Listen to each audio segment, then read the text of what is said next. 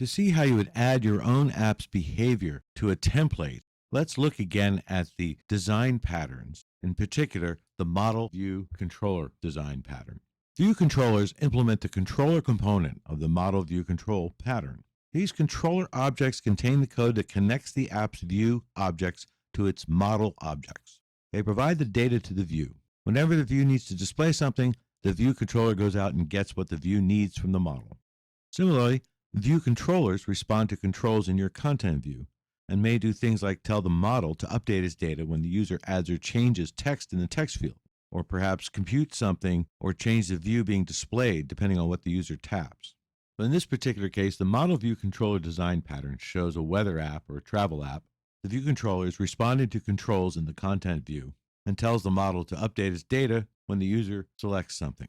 So the first place we would be adding our code would be in the model, and we'll show you in a minute how that's done.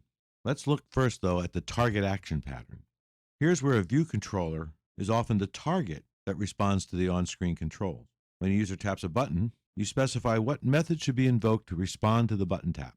So you use the target action pattern to let your app know that it should do something. A user may have tapped a button or entered some text, for example, and the app must do something. The control, which is like a button, for example, sends a message, which would be the action message. And you specify the target selected to handle that particular action. The receiving object, or the target, is usually a view controller object. Remember, as you recall, an app that could start a car from an iPhone, it would display two buttons, start and heater. You could use the interface builder to specify when the user taps start, that the target is the car controller object, and that the method to invoke is ignition. In this case, it's the IB action ignition ID sender statement. So the target action mechanism is what enables the view controller to be aware of any changes in the view, which can then be transmitted to the model.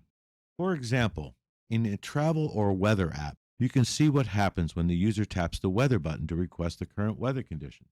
First, a message is sent to that view's view controller to handle the request through a user action. Second, the view controller's method interacts with the weather model object, sending a request, for example. Next, the model object processes the request from the user for the current weather. And then the model object sends the data back to the view controller, which in this case is inform. Finally, the view controller creates a new view to present the information, and that's an update to the view. So view controllers have vital iPhone responsibilities. They're in charge of creating views, for managing a set of views, including flushing them from memory during low memory situations, for responding to a change in the device's orientation, say landscape to portrait, and by resizing the managed views to match the new orientation, and for creating a modal view, which is a child window that displays a dialog box that requires the user to do something, such as tap the yes button before returning to an app. You would use a modal view to ensure that the user has paid attention to the implications of an action. For example, a modal view might pop up and say, "Are you sure you want to delete all your contacts?" And the user would have to tap yes.